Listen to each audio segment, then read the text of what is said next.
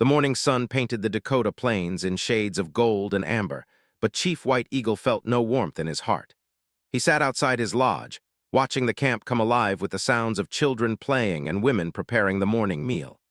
The smell of burning sage drifted through the air, carried by the gentle breeze that made the tall grass dance like spirits.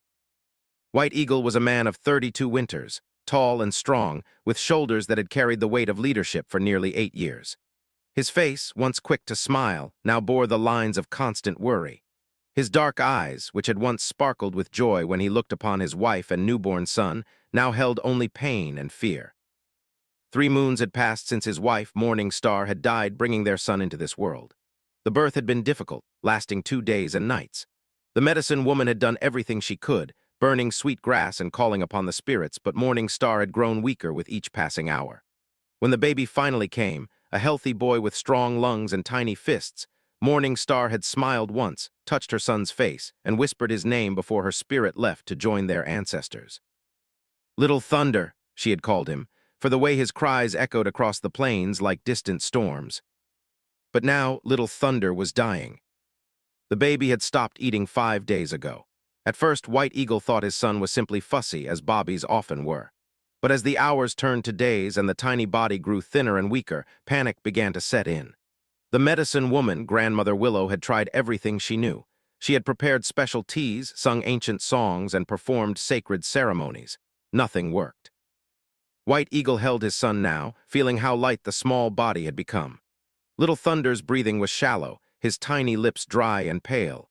The baby's eyes, once bright and alert, now seemed distant, as if he was already beginning his journey to the spirit world. "My son," White Eagle whispered, his voice breaking. "Please, you must eat, you must stay with me." But Little Thunder only turned his head away, too weak even to cry. The other women in the tribe had tried to help. They had offered to nurse the baby, since their chief had no wife to feed his son. But Little Thunder refused them all. He would not take milk from any woman who offered. It was as if the child was determined to join his mother in death. Grandmother Willow approached the chief's lodge, her old bones creaking as she lowered herself beside him. She was the oldest person in their band, having lived through more than 70 winters. Her hair was white as fresh snow, and her face was mapped with wrinkles that told the story of a long life filled with both joy and sorrow. "White Eagle," she said softly, placing a gentle hand on his arm. "The spirits are calling to Little Thunder. Perhaps it is time to let him go." White Eagle's jaw tightened. "No, I will not give up on my son. He is all I have left of Morning Star. There must be something we can do." The old woman sighed. She had watched this proud chief grow from a boy into a man, had seen him lead their people through good times and bad. But she had never seen him like this, broken, desperate, clinging to hope when all seemed lost.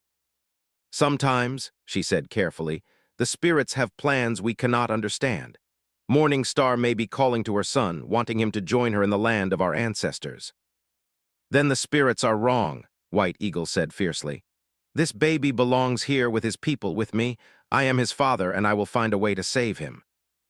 Grandmother Willow studied the young chief's face. She saw the determination there, but also the fear. White Eagle was a strong leader, but he was also a man facing the possibility of losing everything that mattered to him. "There might be another way," she said slowly, as if the words were being pulled from her reluctantly. White Eagle's head snapped up. "What way? Tell me." The old woman was quiet for a long moment, staring out at the horizon where the sun was climbing higher into the blue sky. "There are stories," she began, "old stories passed down from my grandmother's grandmother, stories of times when our medicine was not enough, when we needed different help." "What kind of help?" "White medicine, the medicine of the people who came from across the great waters." White Eagle's expression darkened. The relationship between his people and the white settlers was complicated and often hostile. There had been too many broken treaties, too many promises that turned to dust, too much blood spilled on both sides. The idea of seeking help from white people was almost unthinkable. But as he looked down at his dying son, unthinkable began to seem possible. "Where?" he asked simply. "2 days' ride to the east there is a settlement, Fort Mitchell. Some of our young men have traded there. They say there is a white woman, a widow, who has knowledge of healing. She lost her own family to sickness and has dedicated her life to helping others." White Eagle considered this. He had heard of Fort Mitchell, a small frontier outpost that served as a trading center for both whites and Indians. It was neutral ground, a place where business was done despite the tensions that existed everywhere else. "What is her name?" he asked. "The traders call her Sarah. Sarah, they say she speaks some of our language, that she has lived among different tribes and learned their ways." White Eagle looked down at Little Thunder again. The baby's breathing seemed even more shallow than before. Time was running out. "I will go," he decided. "White Eagle, think carefully about this. You are our chief, if something happens to you."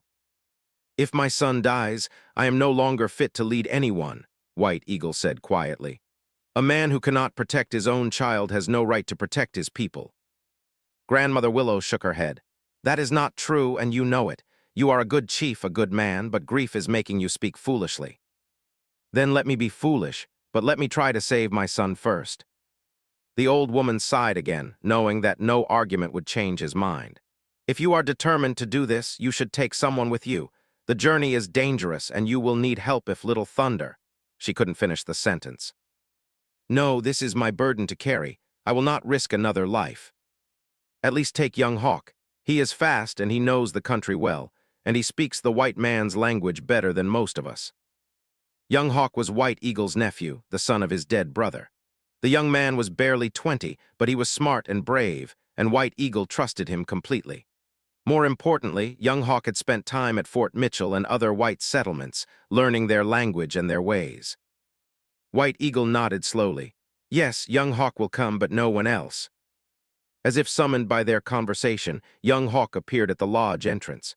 He was a lean young man with quick eyes and an easy smile, though the smile was absent now as he looked at the chief and his dying son. "Uncle," he said, using the formal address that showed respect for White Eagle's position as chief. "I heard Grandmother Willow mention Fort Mitchell. Are you thinking of going there?" "I am going there," White Eagle corrected. "The question is whether you will come with me." Young Hawk didn't hesitate. "Of course I will come. When do we leave?" "Now we have already lost too much time." Within an hour, the two men were ready to ride. White Eagle had wrapped Little Thunder in soft deerskin and created a sling that would hold the baby close to his chest, protecting him during the journey.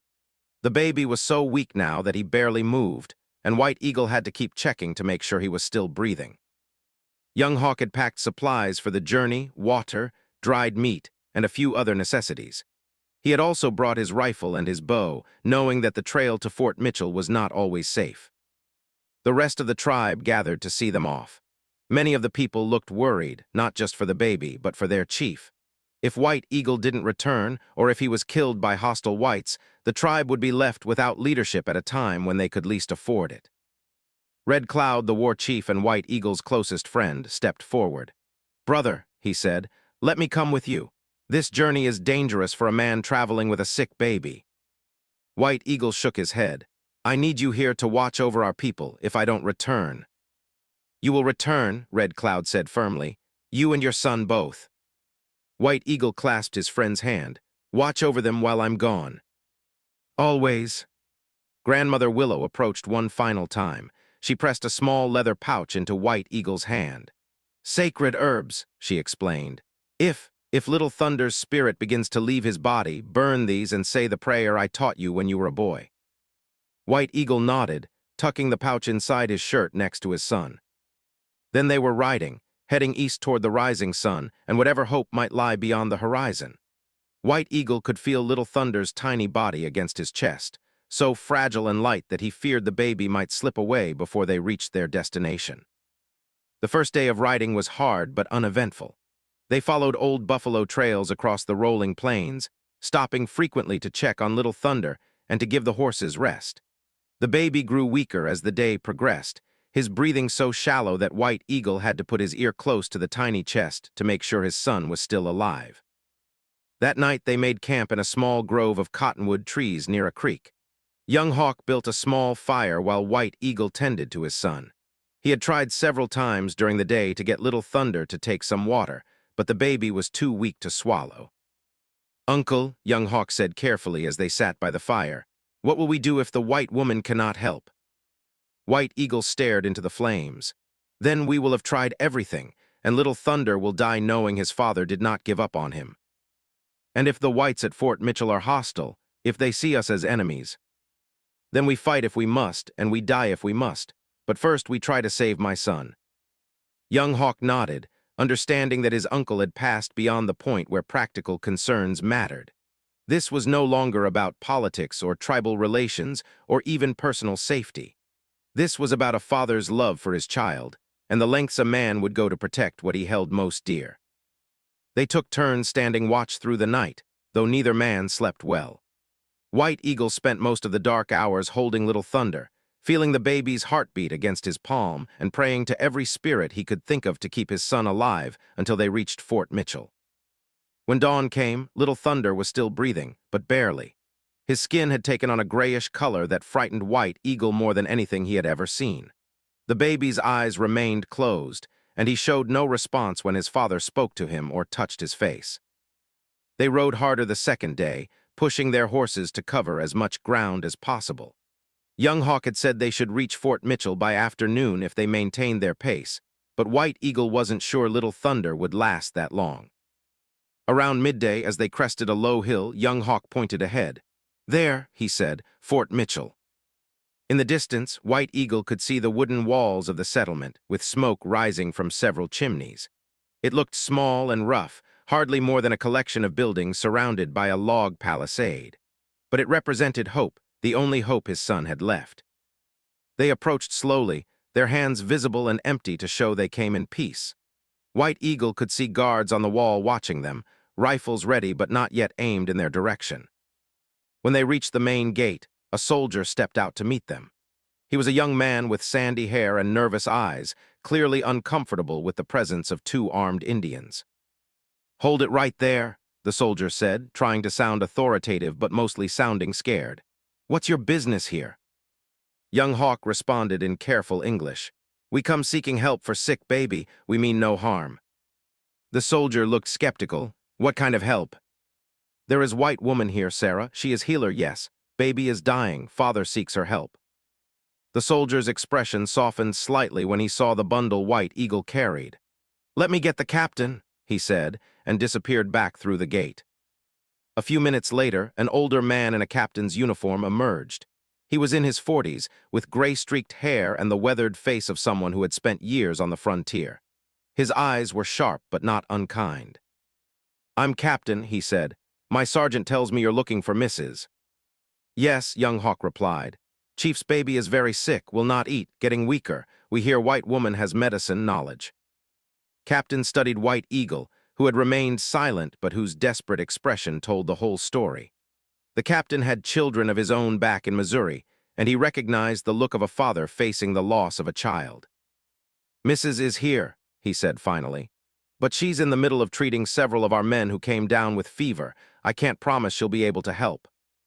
"Please," Young Hawk said, and the word carried all the desperation his uncle couldn't express in English. "Baby is dying. Father has no one else." Captain made his decision. "Come inside, but you'll need to leave your weapons here. And you," he looked directly at White Eagle, "understand that you're placing yourself at considerable risk by coming here. Not everyone in this fort is going to be happy to see you." White Eagle nodded his understanding, then carefully removed his rifle and knife, handing them to Young Hawk, who did the same. They followed the captain through the gate and into the settlement. Fort Mitchell was indeed small, consisting of a few dozen buildings arranged around a central square. There was a general store, a blacksmith shop, a saloon, and several other businesses. Most of the people they passed stopped to stare at the two Indians walking through their settlement, some with curiosity, others with obvious hostility. Captain led them to a large building that served as both the fort's infirmary and the home of Sarah. As they approached, White Eagle could hear voices from inside, a woman's voice, calm and authoritative, and several men responding with groans and complaints. The captain knocked on the door. "Mrs., I have someone here who needs your help." The door opened, and White Eagle found himself looking at a woman unlike any he had ever seen. Sarah was in her mid-30s, with auburn hair pulled back in a practical bun and intelligent green eyes that seemed to take in everything at once. Her dress was simple and dark, and her hands showed the calluses of hard work. But it was her expression that struck him most. There was kindness there, but also strength, and a kind of quiet determination that reminded him of his own mother. "What is it, Captain?" she asked, then stopped as she saw White Eagle and the bundle he carried. Her eyes went immediately to the baby, and her expression changed to one of professional concern. "This is Chief," the captain began. "White Eagle," young Hawk supplied when it became clear his uncle wasn't going to speak. "Chief White Eagle and his nephew. The chief's baby is sick. They've ridden 2 days to get here." Sarah stepped closer, her eyes never leaving the bundle in White Eagle's arms. "May I see the child?" she asked gently. For a moment, White Eagle hesitated. This woman was a stranger, a white stranger, and everything in his upbringing told him not to trust her. But then he looked down at Little Thunder's gray face and made his choice. Carefully, he unwrapped the baby and held him out for her to see. Sarah's breath caught in her throat. The baby was clearly near death, his tiny body wasted and his breathing barely perceptible. But she had seen cases like this before, and she knew there might still be hope.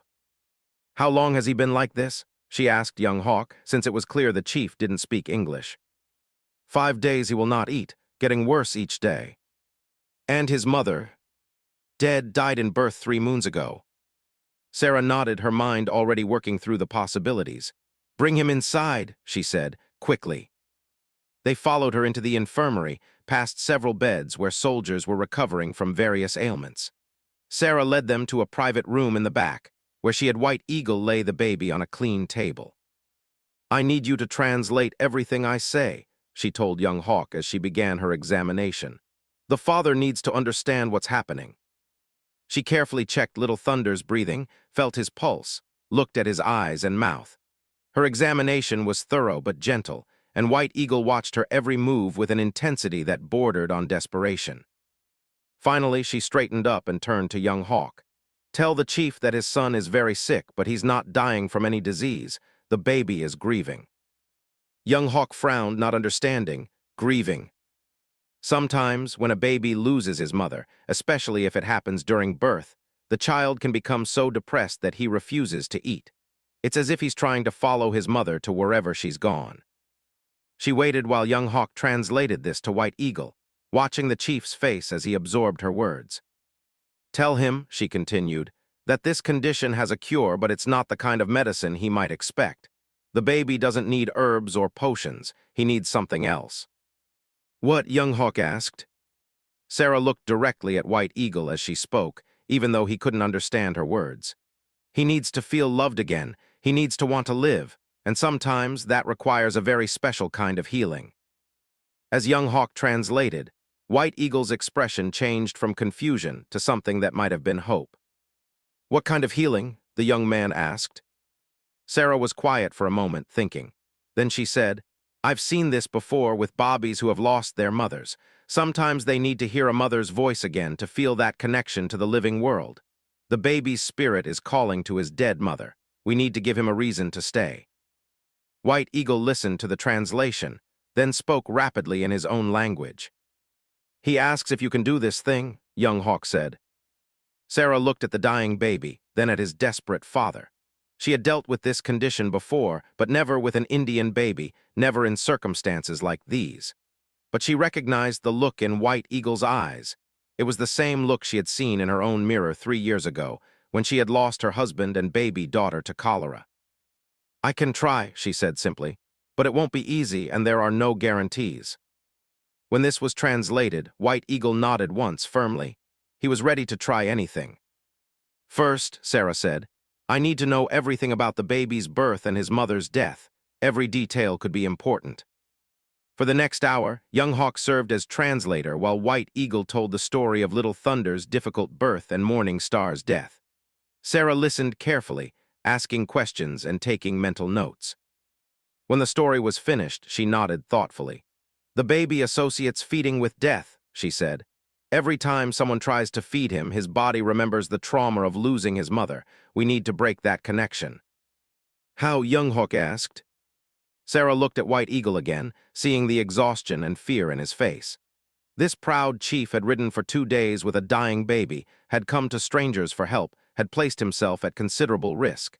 She had to admire his courage, even as her heart broke for his pain.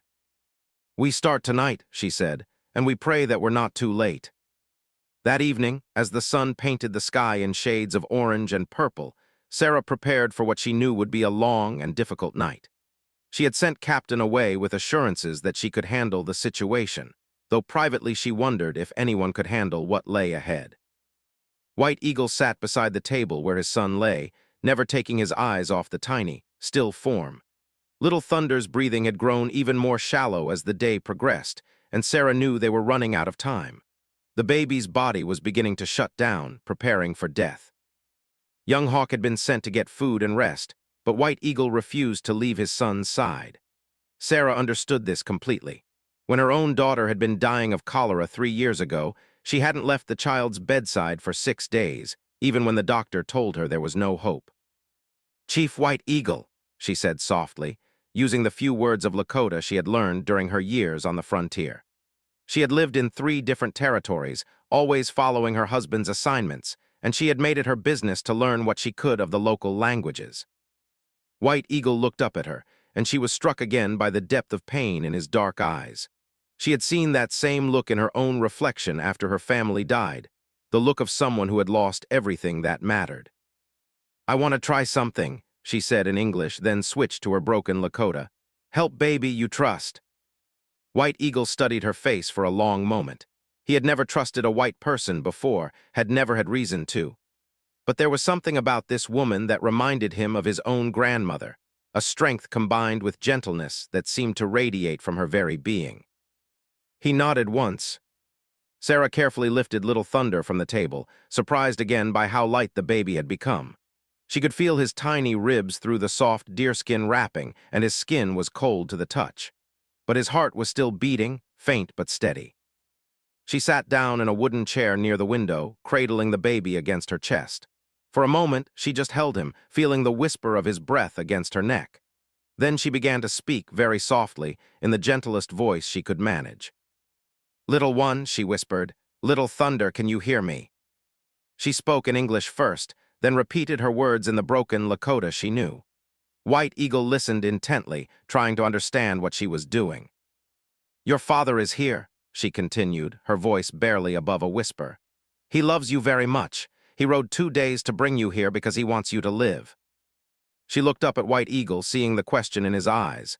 "I'm trying to reach him," she explained in English, then attempted to translate into Lakota. "Baby, spirit, far away, need, bring back." Sarah had dealt with cases like this before, though never exactly like this. She had learned, through painful experience, that Bobbies who were grieving needed more than medicine. They needed to feel connected to the world of the living again. They needed to want to live. Her own daughter, Emma, had been only 6 months old when the cholera outbreak swept through Fort Laramie. Sarah's husband, Dr. Michael, had worked tirelessly to save as many people as he could. But in the end, the disease had claimed him too, along with nearly half the people in the settlement. Sarah had survived, though there were times in the months that followed when she wished she hadn't. But gradually, through helping other people who were sick or dying, she had found a purpose again. She had discovered that her grief had given her a special understanding of loss, and that understanding could sometimes make the difference between life and death for others. "Little Thunder," she whispered again, "your mother loved you very much. She wanted you to live. She gave her life so you could be born." As she spoke, she began to rock gently, the same motion mothers had used to comfort their Bobbies since the beginning of time. She had no milk to offer, no mother's instinct born of blood. But she had something else, the memory of loss, and the understanding that sometimes a child needed to be reminded why life was worth living. White Eagle watched in fascination as Sarah continued her gentle monologue. He couldn't understand all her words, but he could see something in her face that he hadn't expected: genuine care for his son. This white woman, this stranger, was holding Little Thunder as if he were her own child. "Tell me about his mother," Sarah said suddenly, looking up at White Eagle. "What was she like?" Young Hawk had returned and was sitting quietly in the corner, ready to translate. Through him, White Eagle began to speak about Morning Star, and Sarah listened carefully as the story unfolded. "She loved to sing," White Eagle said, his voice soft with memory. "Even when she was pregnant and uncomfortable, she would sing to the baby. Old songs her grandmother had taught her, lullabies that had been sung for generations." "What songs?" Sarah asked. White Eagle hesitated. Sacred songs were not something to be shared lightly with outsiders. But as he looked at his dying son, he realized that tradition mattered less than life. He began to sing, very quietly, an ancient Lakota lullaby. His voice was deep and rich, and the words seemed to carry all the love and loss he felt. The melody was haunting, beautiful in its simplicity. As White Eagle sang, Sarah felt the baby in her arms stir slightly. It was the first movement Little Thunder had made in hours, just a tiny shift of his head, but it was something. Again, she whispered, "Sing it again." White Eagle repeated the lullaby, and this time Sarah tried to hum along, learning the melody. When he finished, she attempted to sing it herself, her voice blending with his in a strange harmony that seemed to fill the small room with something almost magical. Little Thunder moved again, this time turning his head slightly toward the sound of their voices. "He can hear us," Sarah said excitedly. "He's responding to the music." They continued to sing, taking turns with different lullabies. White Eagle taught Sarah the words phonetically, and she did her best to pronounce them correctly. Her accent was terrible, but her intention was clear, and somehow that seemed to be enough. As the hours passed, Little Thunder began to show more signs of life. His breathing became slightly stronger, and once, when Sarah was singing particularly softly, his eyes fluttered open for just a moment. "He's fighting to come back," Sarah murmured. "But he's still not ready to eat. The connection isn't strong enough yet." Around midnight, Sarah tried something different.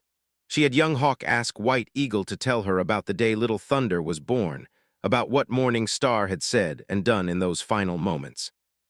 She held him, White Eagle said, his voice thick with emotion. Just once. She was so weak, but she held him and looked into his face. She said he had her eyes but my stubborn chin. Sarah smiled at this, imagining the scene. What else? She said she was sorry she couldn't stay to raise him. She asked me to tell him every day how much she loved him. And then, White Eagle's voice broke. "What?" Sarah prompted gently. She sang to him one last time, the same lullaby we've been singing tonight. She sang it until he couldn't finish. Sarah felt tears in her own eyes. She sang it until she died. White Eagle nodded. "That's why he won't eat," Sarah said quietly. "In his mind, singing that song means death. We need to change what it means to him." She stood up, still holding the baby, and began to walk around the room as she sang. But this time, she changed the melody slightly, making it brighter, more hopeful. She sang about life instead of sleep, about growing strong instead of letting go. White Eagle listened, understanding what she was trying to do. Slowly, he joined in with her modified version of the lullaby, adding his own words about the world his son would see when he grew up, the horses he would ride, the friends he would make. As they sang together, something remarkable happened. Little Thunder opened his eyes and looked directly at his father. For the first time in days, the baby's gaze was focused and aware. "Papa," Sarah whispered, using the Lakota word for father. "Look, little one, your papa is here." Little Thunder's tiny hand moved, grasping weakly at the air. White Eagle immediately offered his finger, and his son's small fist closed around it with more strength than he had shown in days. "Now," Sarah said, "we try to feed him now." She had prepared a mixture of warm milk and honey, diluted with water to make it easier for a weak baby to digest. She dipped her finger in the mixture and gently touched it to Little Thunder's lips. For a moment, nothing happened. Then slowly the baby's tongue moved, tasting the sweetness. "Again," White Eagle said urgently. Sarah repeated the process, this time letting a small drop of the mixture fall into Little Thunder's mouth. The baby swallowed reflexively. It wasn't much, but it was the first sustenance Little Thunder had taken in 5 days. They continued through the night, taking turns singing and offering tiny amounts of nourishment. Sometimes the baby would take a few drops, sometimes he would refuse. But gradually his color began to improve and his breathing became stronger. Dawn was breaking over Fort Mitchell when Little Thunder finally took his first real feeding. Sarah had warmed some goat's milk and was offering it to him drop by drop, when suddenly he began to suck eagerly, his tiny hands grasping at her fingers. White Eagle wept openly, the first tears he had shed since his wife's death. His son was going to live. But their troubles were far from over. As the sun rose higher, voices could be heard outside the infirmary. Captain appeared at the door, looking worried. "Mrs.," he said quietly, "we have a problem. Word has gotten out that there are Indians in the fort. Some of the settlers are upset. Through the window, Sarah could see a small crowd gathering in the main square. Their voices were angry, and some of them were carrying rifles. They want the Indians gone, the captain continued. Now, before there's trouble. Sarah looked down at Little Thunder, who was finally sleeping peacefully in her arms, his breathing steady and strong. The baby is still very weak, she said. He needs at least another day of care before he's strong enough to travel. I don't think we have a day, Captain replied. The crowd is getting bigger, and some of these men have had bad experiences with Indians. They're talking about taking matters into their own hands. White Eagle had understood enough of the conversation to know they were in danger. He stood up, reaching for his son.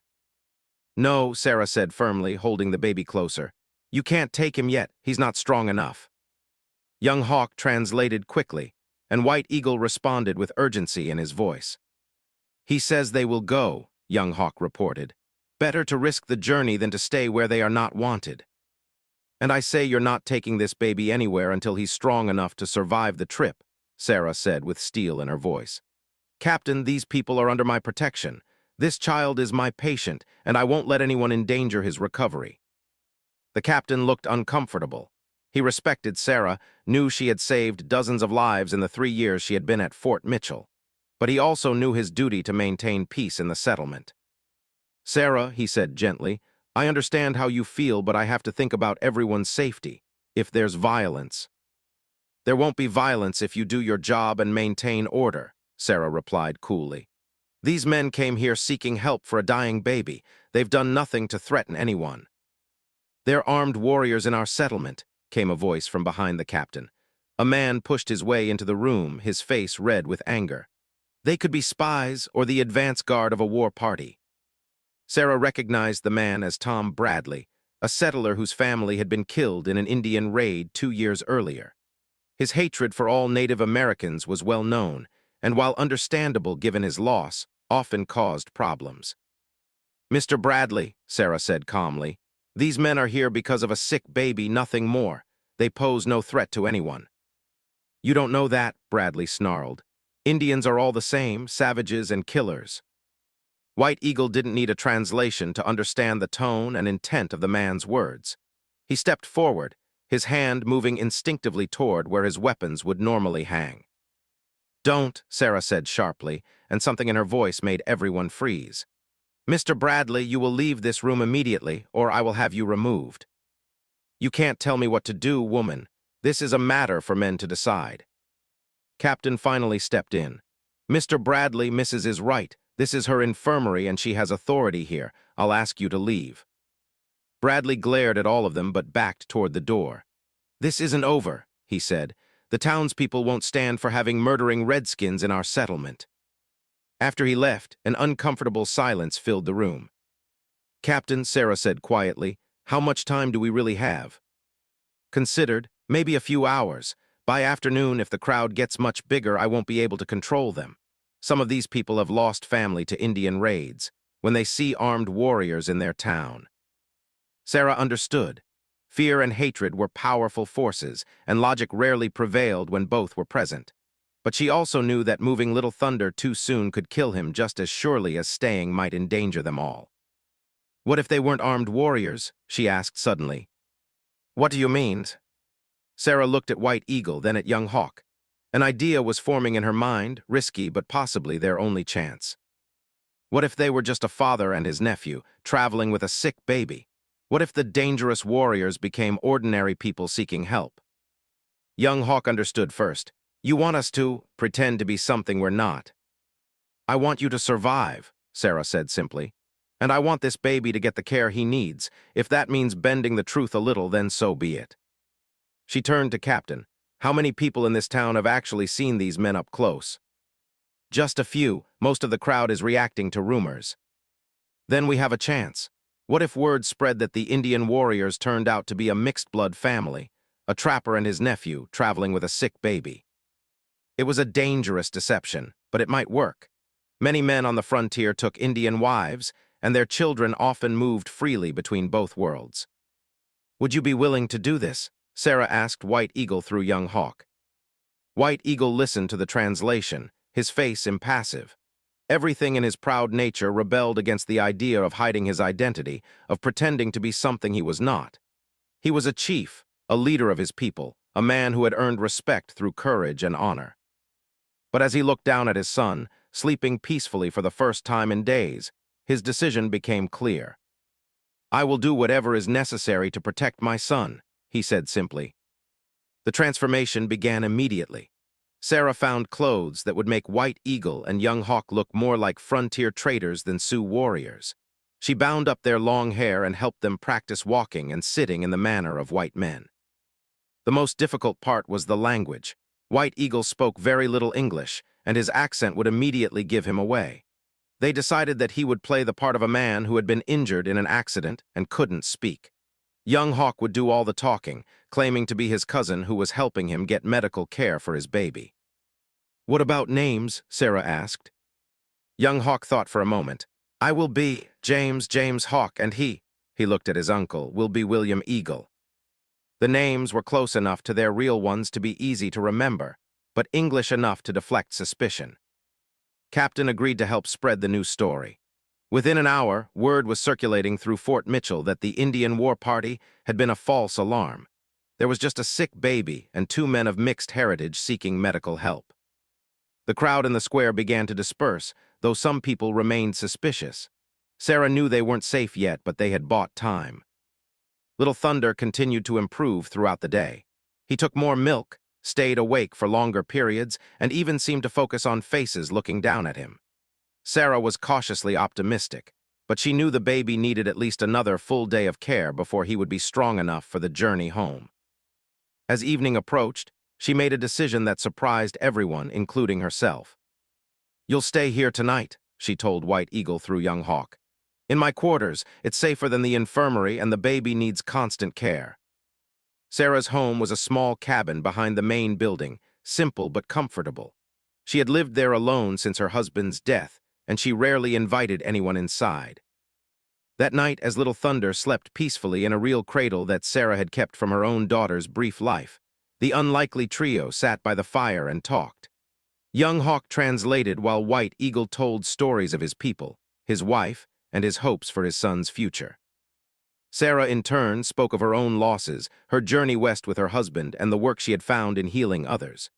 She discovered that despite their different backgrounds, they shared much in common: the pain of loss, the love of family, and the determination to protect what was precious. "Why do you help us?" White Eagle asked through his nephew. "Your people and mine are often enemies." Sarah considered the question carefully. "Because pain is the same in every language," she said finally. "A father's love for his child looks the same whether his skin is red or white or black, and because," she paused, "because helping you helps heal something in me too." White Eagle studied her face in the firelight, seeing something there he hadn't expected. This white woman, this enemy who had become an ally, carried her own scars. Her kindness came not from ignorance of suffering, but from intimate knowledge of it. "My people have a saying," he said slowly, letting young Hawk translate. "The deepest rivers flow silently. You are like such a river, Sarah." It was the first time he had spoken her name, and hearing it in his deep voice, with his careful pronunciation, moved her more than she had expected. As the night deepened, they took turns watching over Little Thunder, but the baby slept peacefully, his breathing strong and regular. By morning, he was taking milk eagerly, and his eyes were bright and alert. "He's going to be fine," Sarah said, relief evident in her voice. "But you should stay one more day just to be sure." White Eagle shook his head. "Too dangerous. We have stayed too long already. People will become suspicious." He was right, and Sarah knew it. Already, she had noticed some of the townspeople giving her strange looks, wondering why she was spending so much time with the mixed-blood strangers. "Then you'll need supplies for the journey," she said practically. "Milk powder, medicine in case he has setbacks, warm blankets." She spent the morning preparing everything they would need, including detailed instructions that young Hawk could translate about caring for the baby if he became weak again. When it came time to say goodbye, Sarah found it more difficult than she had expected. In just 2 days, this proud chief and his tiny son had somehow become important to her. She had rediscovered something she thought she had lost forever: the maternal instinct that had died with her own daughter. If he needs help again, she told White Eagle, you know where to find me. Young Hawk translated, and White Eagle nodded solemnly. Then he did something that surprised her. He took her hand in both of his and spoke directly to her in English, the words carefully pronounced. Thank you, Sarah, you give my son life, my people will remember. There were tears in her eyes as she watched them ride away, White Eagle holding his healthy son against his chest, young Hawk leading the way back to their own world. She stood at her window long after they had disappeared over the horizon, wondering if she would ever see them again. She didn't have to wonder long. 3 months had passed since White Eagle and Little Thunder returned to their tribe, and the autumn air was crisp with the promise of winter. The leaves on the cottonwoods along the river had turned golden, and the women were busy preparing for the cold months ahead, smoking meat and gathering the last wild roots before the first frost. Little Thunder had grown strong and healthy, his cheeks round and his laugh infectious. The baby who had once been dying was now crawling everywhere, getting into everything, and bringing joy to the entire camp. The people called him the one who came back, and many believed his miraculous recovery was a sign of good fortune for the tribe. White Eagle watched his son playing with a group of older children, marveling at the transformation. The gray, lifeless baby who had barely breathed was now a robust child with bright eyes and an appetite that seemed bottomless. Every day, White Eagle offered prayers of gratitude to the spirits, and every day he thought of the white woman who had saved his son's life. But the peaceful days were about to end. Young Hawk came riding into camp at full speed, his horse lathered with sweat and his face grim with news. He dismounted quickly and ran to where White Eagle was sitting outside his lodge, repairing a bridle. "Uncle," he said urgently, "soldiers are coming, many soldiers from 3 directions. They will be here before the sun sets." White Eagle's hands stilled on the leather. "How many?" "More than we can fight, at least 200, maybe more, and they have the big guns that shoot far." White Eagle closed his eyes briefly. He had known this day would come eventually.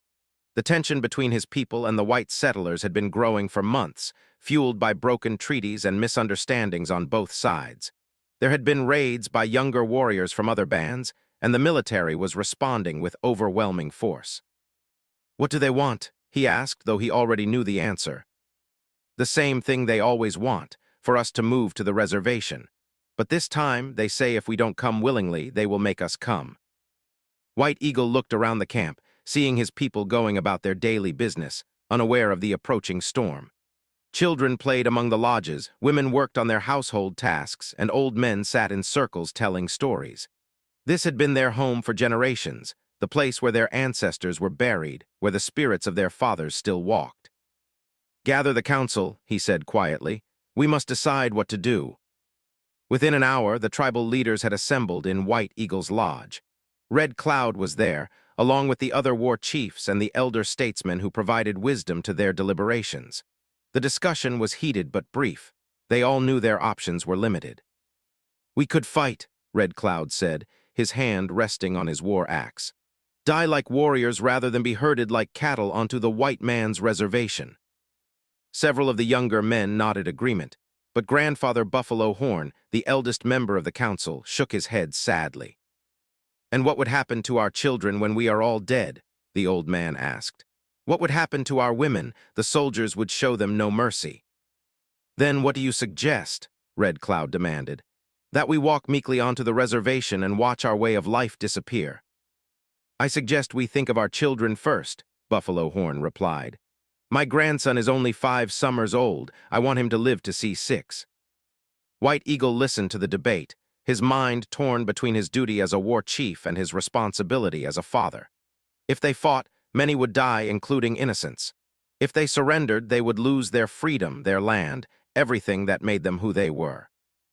But as he thought of Little Thunder, now healthy and happy, he realized there might be another option. "There is someone who might help us," he said quietly, and the lodge fell silent. "Someone who might speak for us to the soldiers." He told them about Sarah, about how she had saved Little Thunder's life, about the kindness she had shown to strangers. Some of the council members were skeptical. Why would a white woman help them? But others remembered the stories they had heard about the mysterious healing woman at Fort Mitchell. "She is only one person," Red Cloud pointed out. "What can she do against an army?" Sometimes, White Eagle said, one person with courage can do more than many people with weapons. The debate continued, but in the end, they decided to try White Eagle's plan. A small delegation would ride to Fort Mitchell under a flag of truce, seeking Sarah's intervention. It was a desperate gamble, but it was better than the alternatives of fighting a hopeless battle or surrendering without trying every option. White Eagle selected his companions carefully. Young Hawk would come, of course, since he could speak English and knew the way. Red Cloud insisted on joining them, along with two other respected warriors. They would carry a white flag and approach openly, hoping the soldiers would honor the rules of parley. But as they prepared to leave, a problem arose. Little Thunder, now old enough to notice when his father was upset, began crying inconsolably. The baby seemed to sense that something was wrong, and he clung to White Eagle with desperate strength. "He knows you're leaving," said Three Eagles' woman, who had been helping care for Little Thunder since his mother's death. "He remembers what happened the last time you rode away." White Eagle tried to comfort his son, but the baby only cried harder. It was as if Little Thunder feared that if his father left again, he might not return. "Take him with you," suggested Grandmother Willow, who had been watching the scene with wise old eyes. "The baby is part of this story. Perhaps he needs to be part of the ending too." White Eagle considered this. Taking an infant on what could be a dangerous mission seemed foolish. But as he looked at his son's tear-streaked face, he realized the old medicine woman was right. Little Thunder had been saved by Sarah. Perhaps his presence would remind her why she should help them again. The decision was made. White Eagle would carry his son on the journey to Fort Mitchell, just as he had 3 months earlier when they had been running toward hope instead of away from despair. They rode hard, knowing that time was running out. The soldiers were closing in on their camp, and their people were counting on them to find a solution. As they traveled, they could see dust clouds in the distance, signs of the approaching military columns. Fort Mitchell looked different when they arrived. There were more soldiers, more activity, and more tension in the air. The sentries who challenged them at the gate were nervous and suspicious, their weapons ready. "We come under flag of truce," young Hawk called out in English, holding up the white cloth they carried. "We seek to speak with Captain and the healing woman, Sarah." The guards exchanged glances, clearly uncertain about what to do. The sight of armed Indians approaching during a time of military action was not something they had been prepared for. "Wait here," one of them said finally. "Don't move, don't reach for your weapons, and keep that flag visible." Minutes stretched into what felt like hours before Captain appeared, accompanied by a Colonel White Eagle didn't recognize. The colonel was a tall, stern-looking man with iron-gray hair and cold blue eyes that seemed to look right through them. "I'm Colonel Harrison," the man said without preamble. "I'm in command of the military operation currently against hostile Indians in this region. What do you want?" Young Hawk translated quickly, and White Eagle responded in Lakota before turning to speak directly to the colonel in his careful English. "We come for peace," White Eagle said slowly. "Our people not hostile, we want to speak with woman Sarah." Colonel Harrison's expression didn't soften. "Mrs. is not available for consultations with enemy combatants. You have exactly 1 minute to state your business before I have you arrested." "They're not enemy combatants," came a familiar voice from behind the colonel. Sarah had appeared, and she was clearly angry. "These are the people I told you about, the ones who came here seeking help for a sick baby." White Eagle felt a surge of relief at seeing her again. Sarah looked the same as she had 3 months ago, but there was something different in her manner, a firmness that suggested she had been having difficult conversations before their arrival. "Mrs.," Colonel Harrison said sharply, "I gave you specific instructions to stay inside until this matter was resolved." "And I chose to ignore those instructions," Sarah replied coolly. She walked past the colonel and approached White Eagle's horse, her eyes immediately going to Little Thunder, who was strapped to his father's chest. The baby saw her and immediately began reaching out, making happy gurgling sounds. Sarah's face broke into a smile as she recognized the healthy, robust child who had once been dying in her arms. "Look at you," she murmured, gently touching Little Thunder's cheek. "So big and strong." White Eagle dismounted carefully, still holding his son. "Sarah," he said formally, "my son, lives because of you now. We need help again." Colonel Harrison stepped between them. "Mrs., step away from the prisoners immediately." "They're not prisoners," Sarah snapped, turning to face the colonel. "They're people seeking help, and I'll speak with whomever I choose." "These Indians are part of a hostile band that has refused to report to the reservation as ordered," Harrison said coldly. "They are in violation of federal law and will be treated accordingly." Sarah's eyes flashed with anger. "Hostile? This man brought his dying baby here seeking medical help. That's not the action of a hostile savage, that's the action of a desperate father." Young Hawk had been translating the conversation for the other warriors, and White Eagle could see the tension building among his companions. Red Cloud's hand was moving toward his weapon, and the other warriors were preparing for fight or flight. "Peace," White Eagle said quietly in Lakota, and his men relaxed slightly. Then he turned back to Sarah. "You helped my son," he said in English. "Now, will you help my people?" "What kind of help?" Sarah asked. Young Hawk answered in rapid English, explaining about the approaching soldiers, the ultimatum to move to the reservation, and their people's desire to avoid bloodshed. "They don't want to fight," he concluded. "But they also don't want to be forced onto the reservation like prisoners. They're hoping you can speak to the military leaders, help them understand that Chief White Eagle's band has never made war on white settlers." Colonel Harrison laughed harshly. "Speak for them? Mrs., you seem to forget that these people are the enemy. They've refused lawful orders from the federal government." "Have they attacked anyone?" Sarah asked pointedly. "Have they raided settlements or killed settlers?" "They don't have to attack anyone to be in violation of the law," Harrison replied. "The reservation system is designed to prevent conflicts before they start. All Indians in this territory are required to report to their assigned locations." Sarah looked at White Eagle, seeing the quiet dignity in his bearing, the way he held his healthy son, the hope and desperation in his dark eyes. She thought about the night 3 months ago when she had helped save Little Thunder's life, about the songs they had sung together, about the bond that had formed between them despite their different worlds. "Colonel Harrison," she said formally, "I request permission to accompany you when you meet with Chief White Eagle's people, as a civilian observer and medical practitioner." "Absolutely not," Harrison said immediately. "This is a military operation, not a social call."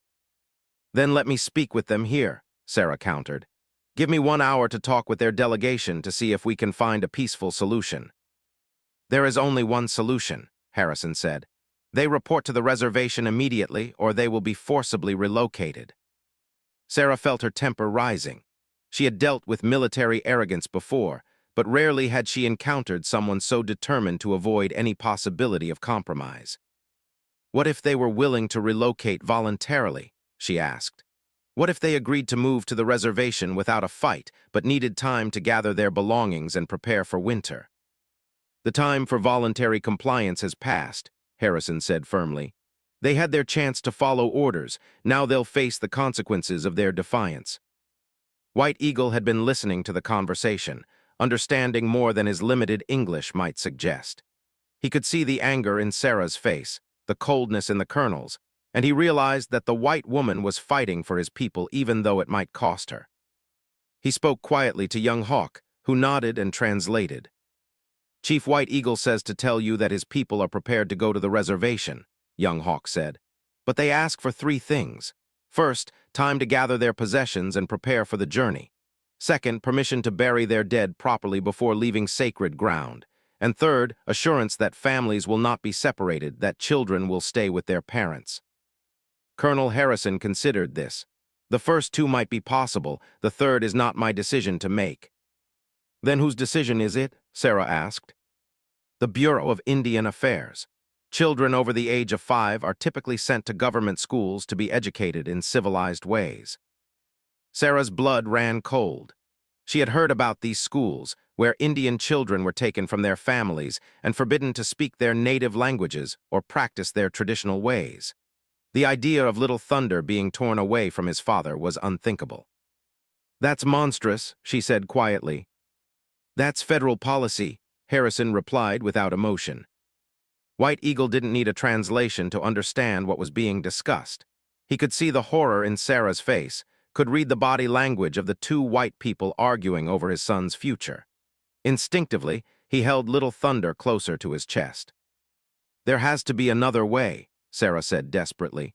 "Some alternative to forced relocation and family separation. There is no alternative, Harrison said with finality. These people will report to the reservation within 24 hours or they will be taken there by force. Their children will be processed according to established procedures. This conversation is over. He turned to go, but Sarah's voice stopped him. Colonel Harrison, she said quietly, I've seen enough death and suffering in my life to know that what you're planning will create more of both. These are people, not animals, to be herded. They have families, traditions, and rights. They have no rights except those granted by the federal government, Harrison replied coldly. And they forfeited most of those when they refused to comply with lawful orders. As the colonel walked away, Sarah turned back to White Eagle and his companions. She could see the hopelessness in their faces, the realization that their desperate gamble had failed. I'm sorry, she said softly. I tried. White Eagle nodded, understanding that she had done what she could. But as he looked down at Little Thunder, healthy and happy in his arms, he made a decision that would change everything. He began to speak in rapid Lakota to young Hawk, who listened with growing amazement. What is he saying? Sarah asked. Young Hawk hesitated before answering. He says, he wants to know if you would be willing to adopt Little Thunder, to take him as your son and raise him in the white world so he won't be sent to the government schools. Sarah's heart stopped. The idea was so unexpected, so devastating in its implications, that she couldn't speak for a moment. He says, young Hawk continued, that you gave Little Thunder life once. Now he's asking you to give him freedom. Sarah looked at the baby in White Eagle's arms, this child she had helped save, this innocent little boy who had no idea his entire future was being decided in a conversation he couldn't understand. I couldn't, she whispered. He belongs with his father, with his people. White Eagle spoke again, and young Hawk translated with difficulty. He says that in 2 years, maybe 3, the government men will come for Little Thunder anyway. They will take him to the schools and forbid him to see his father again. But if you adopt him now, he could grow up free, learning both worlds. And someday, when he's a man, he could choose for himself which world he wants to live in. The sacrifice White Eagle was proposing was almost incomprehensible. To give up his son, the child he had nearly died trying to save, in order to protect him from a system that would steal his identity and his heritage. But before Sarah could respond, shouts erupted from the main square of the settlement. Someone was running toward them, calling out in alarm. Colonel Harrison, the Indians have disappeared. The colonel came running back, his face flushed with anger and concern. What do you mean, disappeared? The scouts just reported in, sir. The Indian camp is empty. Every lodge, every person, all the horses gone. They must have moved during the night. Harrison's face turned purple with rage. He spun around to face White Eagle. You, he snarled. This was a diversion, wasn't it? You came here to keep us talking while your people escaped. White Eagle's expression didn't change, but Sarah could see a glint of satisfaction in his dark eyes. The proud chief had outmaneuvered the overconfident colonel. Where did they go? Harrison demanded, grabbing young Hawk by the shirt. Where are they hiding? Young Hawk just smiled. They are like smoke on the wind, he said calmly. They could be anywhere. Colonel Harrison's hand moved to his sidearm, but Captain stepped forward quickly. Colonel, he said quietly, we're still under a flag of truce. You can't harm prisoners who came here seeking parley. For a moment, Sarah thought Harrison might shoot someone anyway. His face was twisted with fury, and his hand was shaking on his weapon. But gradually, military discipline reasserted itself. Lock them up, he ordered. All of them, they're now prisoners of war. Sir, Captain protested, they came here under a white flag, the rules of war. The rules of war don't apply to savages, Harrison snarled. Lock them up and send out every patrol we have. I want that Indian camp found before nightfall. As soldiers moved to surround White Eagle and his companions, Sarah made a decision that surprised everyone, including herself. Wait, she said loudly, I invoke the right of sanctuary. Everyone stared at her. Colonel Harrison looked confused and angry. What are you talking about? He demanded. As the ranking medical officer in this settlement, I have the right to claim any person as a patient under my care, Sarah said, thinking quickly. These men came here seeking medical consultation. They are under my protection. That's not a real law, Harrison sputtered. Actually, it is, Captain said quietly. Frontier settlements often recognize medical sanctuary rights. It prevents conflicts over treating wounded enemies. Sarah was making it up as she went along, but support gave her credibility. I claim these men as patients requiring immediate medical attention, she said formally. What medical attention? Harrison demanded. They look perfectly healthy to me. Sarah looked at Little Thunder, still in his father's arms, and inspiration struck. The baby, she said. He's showing signs of relapse from his previous condition. He needs immediate observation and treatment. It was a complete lie, but Little Thunder chose that moment to start fussing, providing perfect timing for her claim. I won't allow this charade, Harrison said furiously.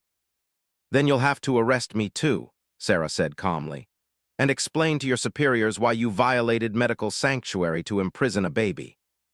The standoff stretched for several tense minutes. Finally, Captain spoke up. Colonel, he said carefully, perhaps we should focus on finding the missing Indians. We can deal with these men later.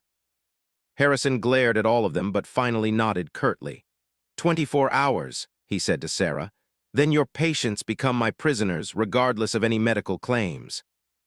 As the soldiers dispersed to begin their search, Sarah led White Eagle and his companions back to her cabin.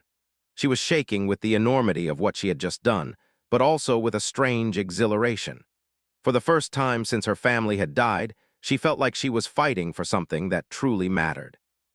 But she also knew that she had only bought them time, not safety. In 24 hours, Colonel Harrison would come for them, and her medical sanctuary wouldn't protect them anymore. As she closed the door of her cabin behind them, she realized that she now had less than a day to figure out how to save not just Little Thunder, but all of them. Inside Sarah's small cabin, the atmosphere was thick with tension and unspoken fears. White Eagle sat by the window, holding Little Thunder and watching the frantic activity in the settlement as soldiers prepared to hunt for his vanished people. Young Hawk paced restlessly, while Red Cloud and the other warriors remained alert and ready for trouble. Sarah herself preparing tea, her hands shaking slightly as she tried to think of a way out of their desperate situation. 24 hours wasn't much time to solve a problem that seemed impossible. They won't find them, White Eagle said quietly in English, his words carefully pronounced. My people know the land, soldiers do not. Sarah looked at him, seeing both pride and sadness in his expression. You planned this, didn't you? The whole thing was a deception. Young Hawk translated the question, and White Eagle nodded slowly. Not deception, he said. Strategy, we hoped. You could help make peace, but if not, he gestured toward the window where soldiers were mounting horses and checking weapons. We prepared for this too. Where did they go? Sarah asked. White Eagle just smiled slightly and said nothing.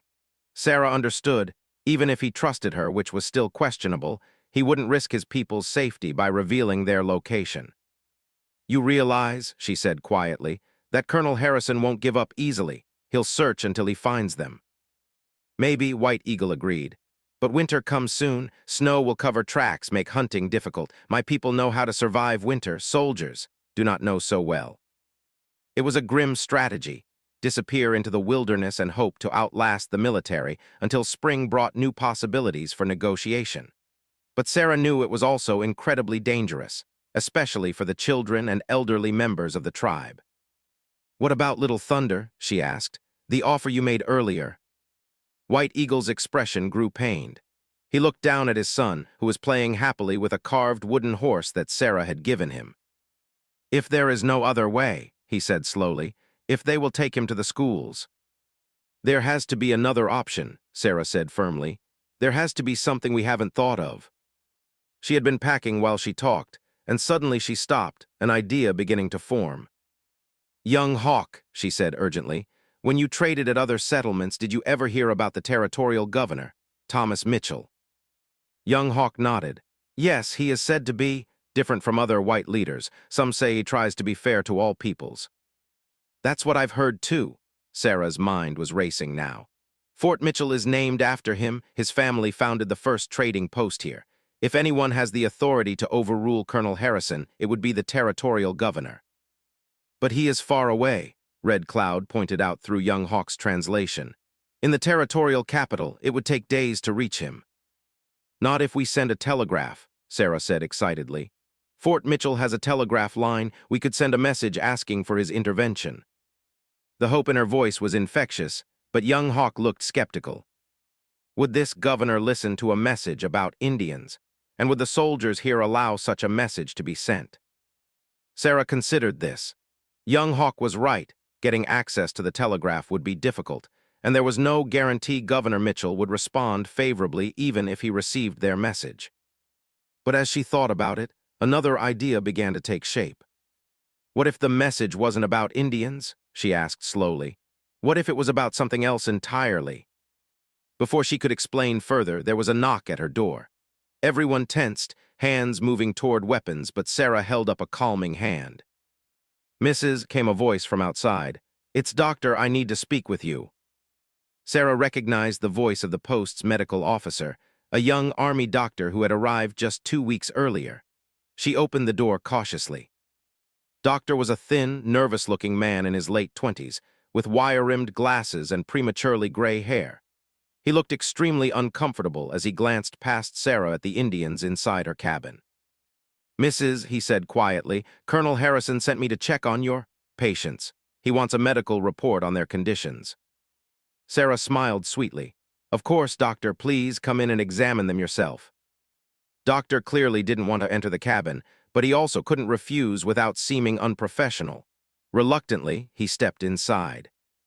"This is Chief White Eagle," Sarah said formally, "and his son Little Thunder, who is my primary patient."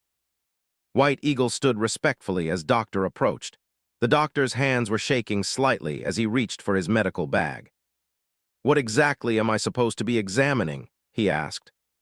"The baby's previous condition," Sarah said smoothly. "He nearly died 3 months ago from a rare feeding disorder. I'm concerned about possible complications." Doctor looked at Little Thunder, who was obviously healthy and robust, crawling around the floor and babbling happily. "He looks perfectly normal to me," the doctor said. "That's exactly what I was afraid you'd say," Sarah replied seriously. "You see, this particular condition can appear to resolve completely, then return suddenly and fatally. It requires constant monitoring by someone with specific experience." She was making it all up, but she said it with such conviction that Doctor began to look worried. "I've never heard of such a condition," he admitted. "It's very rare," Sarah said. "I've only seen it twice in my career. The first time the baby appeared to recover completely, then died within hours when the condition returned." Doctor was looking more uncomfortable by the minute. Perhaps you should continue to monitor the situation," he said finally. "I think that would be best," Sarah agreed, "for everyone's safety." After the doctor left, young Hawk looked at Sarah with admiration. "You are a very good liar," he said with a grin. "I prefer to think of it as creative medical interpretation," Sarah replied dryly. "But that won't work for much longer. Doctor will report to Colonel Harrison, and the colonel isn't stupid. He'll see through my story soon enough." She returned to her packing, her mind working furiously. The telegraph idea was still their best hope, but she needed to figure out how to make it work. "Young Hawk," she said suddenly, "you've traveled to other settlements. Have you ever been to the territorial capital?" "Once, 2 years ago, with a trading party." "Do you remember anything about Governor Mitchell's policies?" 3 hours later, they were gathered in Captain's office for what would prove to be the most important meeting of their lives. Governor Mitchell's representative, James, had taken charge of the situation with quiet authority, while Colonel Harrison sat in the corner, his face dark with barely contained fury. Spread a detailed map of the territory across the table, marking several areas with a pencil as he spoke. "Governor Mitchell has been developing a new approach to Indian relations," he began, looking directly at White Eagle. "Instead of forcing all tribes onto reservations, he believes some communities might be better served by what we're calling protected settlements." Young Hawk translated rapidly, and Sarah could see interest sparking in White Eagle's eyes. "What does this mean?" White Eagle asked through his nephew. "It means," explained, "that your people would be granted a specific area of land as a permanent home, with legal protection from encroachment by settlers. In return, you would agree to certain conditions that would ensure peaceful relations with your white neighbors." The concept was revolutionary for its time. Instead of forcing Indians to abandon their traditional ways and move to distant reservations, the territorial government would work with them to create a sustainable coexistence. What conditions? Red Cloud asked suspiciously. Consulted his notes. First, your people would agree to remain within the boundaries of your protected area except when traveling to designated trading posts. Second, you would accept a liaison officer who would help mediate any disputes with settlers. Third, you would allow your children to attend school, though not necessarily the federal boarding schools. The last point caught everyone's attention. Sarah leaned forward. What kind of school? She asked. That's where this gets interesting, said, turning to her. Governor Mitchell believes that education should serve the needs of the community being educated. Instead of sending children hundreds of miles away to learn to reject their heritage, we propose establishing a school right in your settlement. A school that would teach both white and Indian ways. Who would teach in such a school? White Eagle asked. Looked directly at Sarah. We were hoping to find someone with medical training, teaching experience, and most importantly, someone who had already proven they could bridge the gap between our two cultures. Sarah's heart stopped. You're asking me to? We're asking if you would be willing to leave Fort Mitchell and become the teacher for the first Indian settlement school in the territory, said formally. It would be a government position with a good salary and official protection. The room fell silent as everyone absorbed the implications. Sarah would leave her comfortable life at Fort Mitchell to go live among the Sioux, teaching their children while helping to establish this unprecedented experiment in peaceful coexistence. It's dangerous, Colonel Harrison said suddenly, speaking for the first time since had taken charge. Sending a white woman to live among savages is asking for trouble. These savages, replied coolly, just spent 2 days risking their lives to seek medical help for a sick baby. They don't seem particularly threatening to me. White Eagle had been listening to the translation with growing amazement. The offer was more than he had dared to hope for, not just freedom for his people, but a chance to remain on their ancestral lands while adapting to the changing world. But there was one crucial question still unanswered. Where, he asked simply, pointed to a spot on the map, an area about 50 miles northeast of Fort Mitchell. This region, he said. It's good land with water and timber, but it's far enough from major settlement areas to avoid conflicts. Your people could build a permanent village there. Sarah studied the map, trying to imagine what it would mean to leave everything she knew and start over in the wilderness. But as she looked at Little Thunder, still sleeping peacefully in her arms, she realized the decision had already been made in her heart. How long would I have to decide? She asked. We'd need an answer within a week, said. If you agree, we'd want to get the settlement established before winter sets in. And if the chief's people reject the offer? His expression grew serious. Then they remain fugitives, and eventually they'll be captured and forced onto the reservation anyway. This is probably their only chance for something better. White Eagle spoke quietly to his companions in Lakota, and a rapid discussion ensued. Sarah could see doubt and hope warring in their faces as they debated this unexpected opportunity. Finally, White Eagle turned back to, I must speak with my people, he said in English. This decision, too big for one man. Of course, agreed. How long do you need? 3 days, maybe 4. That's acceptable. But Chief White Eagle, I want you to understand something important. This offer comes directly from Governor Mitchell, and he's putting his political reputation on the line. If this experiment fails, if there's violence or conflict, it won't just hurt your people. It could end any chance of other tribes getting similar opportunities. The weight of that responsibility was clear in White Eagle's expression. He wasn't just deciding the fate of his own band, but potentially the future of Indian relations throughout the territory. We understand, he said gravely. Nodded and began gathering his papers. There's one more thing, he said, looking at Sarah. If you do decide to take this position, you'd have complete authority over the school and medical care for the settlement, but you'd also be expected to file regular reports with the territorial government about the progress of the community. What kind of reports? Sarah asked.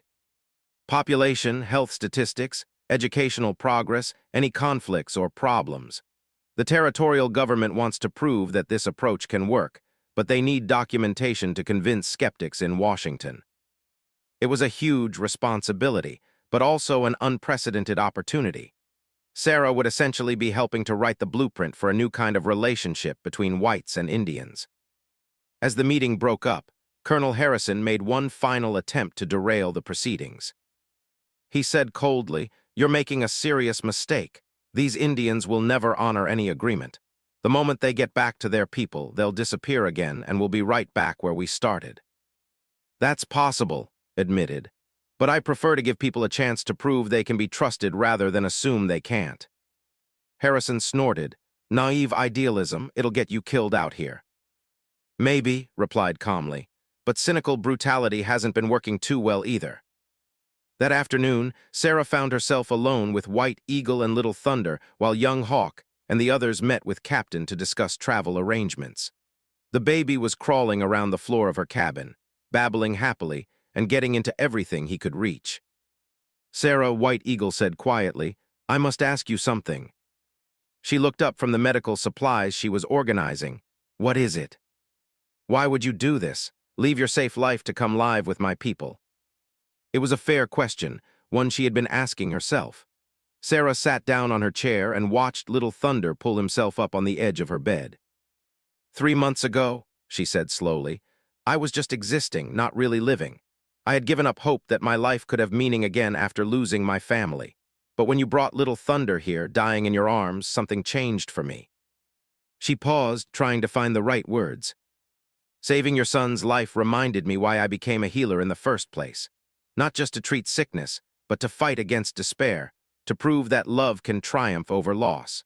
If I can help create a place where children like Little Thunder can grow up free, learning from both worlds instead of being torn between them, then that would give my life more meaning than I ever thought possible again."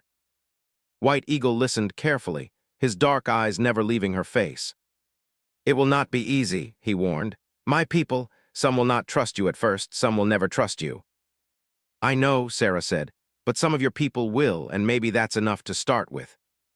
"And you would truly treat Little Thunder as your son if something happened to me?" Sarah looked at the baby, who had noticed they were talking about him and was grinning at them both with a two-toothed smile. "He already feels like my son," she said honestly. "I love him as if I had given birth to him myself." White Eagle was quiet for a long moment. Then he spoke words that would change everything. "Sarah," he said formally, "by the customs of my people, I name you as Little Thunder's second mother. If anything happens to me, you will have the right to raise him as your own with all the authority of his birth parents." Sarah's eyes filled with tears. "White Eagle, I'm honored, but I hope it never comes to that." "As do I," he replied, "but a wise father prepares for all possibilities." The next morning, White Eagle and his companions prepared to leave Fort Mitchell to find their people and present the territorial government's offer. But before they left, White Eagle did something that surprised everyone. He asked Sarah to keep Little Thunder with her while they were gone. "The journey will be difficult," he explained through young Hawk, "and dangerous. If soldiers find us, they might shoot first and ask questions later. Little Thunder will be safer here." Sarah understood the deeper meaning. White Eagle was showing his people that he trusted her completely, that he believed in the possibility of cooperation between their worlds. By leaving his most precious possession in her care, he was making a powerful statement about the future he envisioned.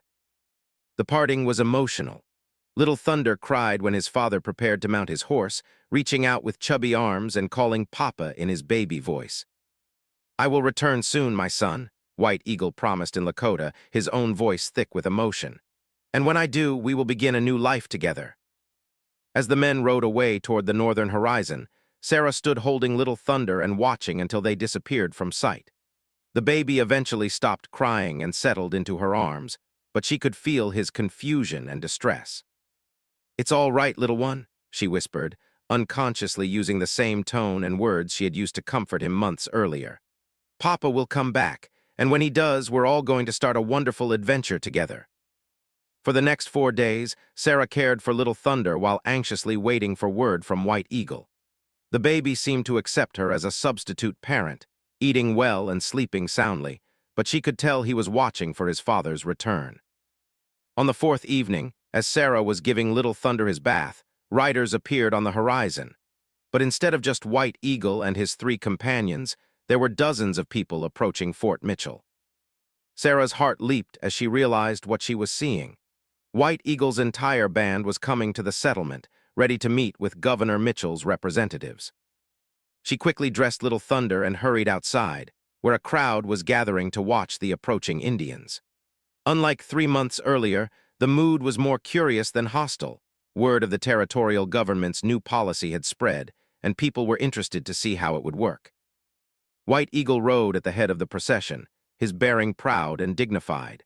When he saw Sarah holding his son, his face lit up with a smile that transformed his usually serious expression. He dismounted and walked directly to her, taking Little Thunder in his arms and speaking to the baby in rapid Lakota. Little Thunder babbled excitedly in response, clearly overjoyed to see his father again. "They have agreed," White Eagle told Sarah in English. "My people, they want to try the new way." "All of them?" Sarah asked. "Most, some of the younger warriors chose to go north to join Sitting Bull's people, but the elders, the families with children, they want peace. They want their children to have a future." Sarah felt tears of relief rolling down her cheeks. "Then we're really going to do this? Create a new kind of community?" "Yes," White Eagle said firmly, "but only if you are still willing to come with us. My people know what you did for Little Thunder. They know you risked your safety to help us at the fort. They are ready to accept you as teacher and healer." Sarah looked around at the faces of White Eagle's people, men, women, and children who had risked everything for the chance at a better future. She saw hope and determination, but also fear and uncertainty. "When do we leave?" she asked. "Tomorrow at dawn," White Eagle replied. "If we are to build shelter before winter, we must start immediately." That night, Sarah packed her few belongings and said goodbye to the life she had known at Fort Mitchell. Captain promised to send supplies and support whenever possible, and even Doctor, despite his nervousness around Indians, wished her well.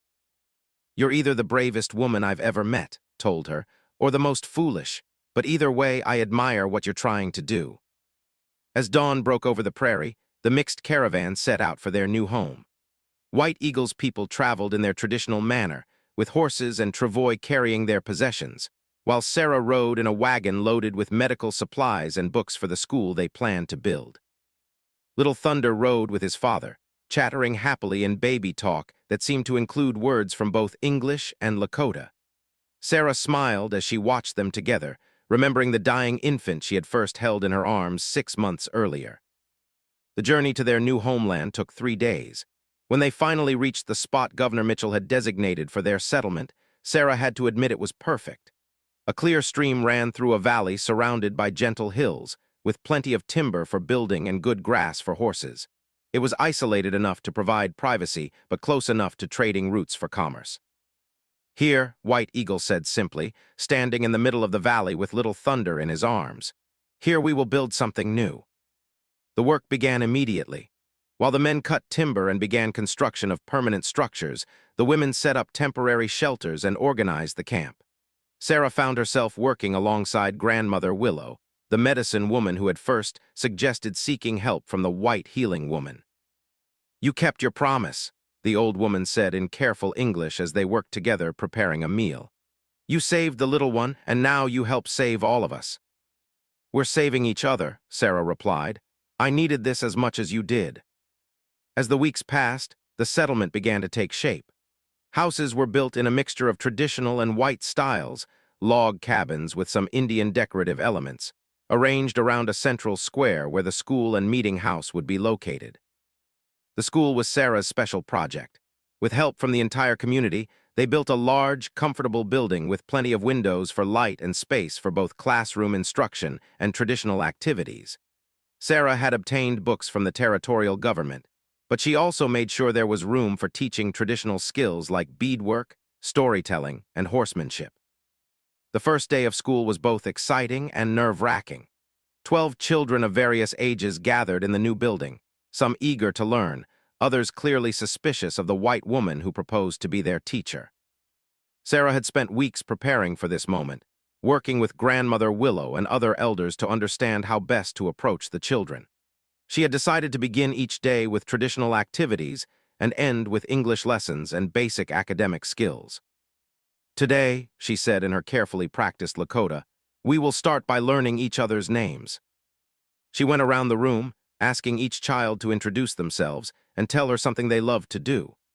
The ice began to break when 8-year-old Brave Horse announced that he loved to catch frogs, and Sarah surprised everyone by admitting she had been a champion frog catcher as a child in Missouri.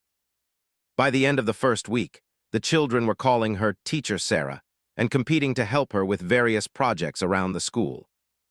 Little Thunder, now almost a year old and walking unsteadily, had become the unofficial mascot of the school. The older children took turns watching him during lessons, and he seemed to absorb both languages effortlessly, babbling in a mixture of English and Lakota that everyone found delightful. Winter came early that year, with heavy snows that isolated the settlement for weeks at a time. But instead of bringing hardship, the isolation brought the community together. The long evenings were filled with storytelling, music, and shared meals that gradually erased the boundaries between white and Indian customs. Sarah found herself learning as much as she taught. Grandmother Willow instructed her in traditional healing methods that proved remarkably effective, while the children taught her games and songs that had been passed down for generations. White Eagle proved to be an able leader, mediating disputes and making decisions that balanced respect for tradition with the practical needs of their unique situation. And Little Thunder thrived, growing strong and confident in a community that celebrated both his Sioux heritage and his connection to the white world through Sarah.